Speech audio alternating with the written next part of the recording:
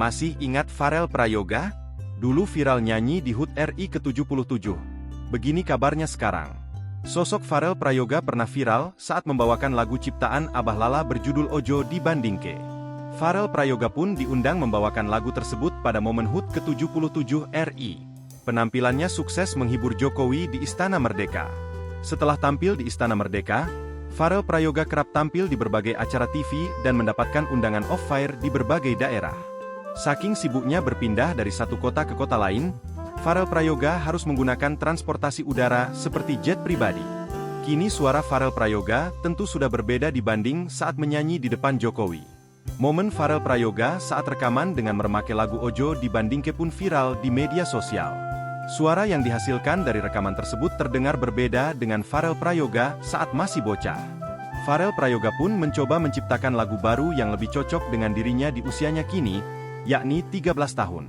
Namun menurut bocah asal Banyuwangi, Jawa Timur, ini, menciptakan lagu bukanlah perkara mudah. Farel Prayoga mencoba belajar menciptakan lagu yang berjudul Dudu Aku. Musik dangdut Jawa masih coba diandalkan oleh Farel Prayoga di usianya yang sudah remaja.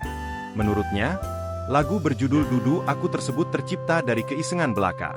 Namun dirinya bersyukur kini telah berhasil menciptakan lagu sendiri. Meskipun hasilnya masih belum halus, Farel Prayoga yakin jika kedepannya akan lebih bagus.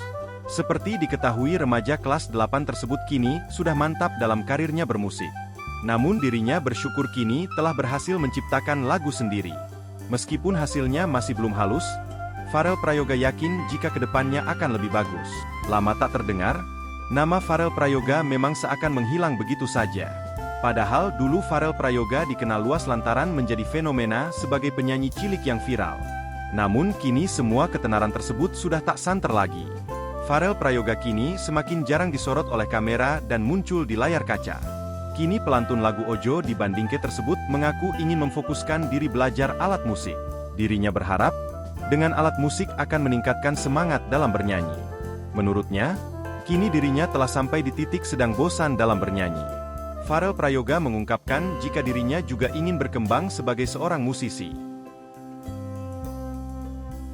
Download Tribun X sekarang, menghadirkan lokal menjadi Indonesia.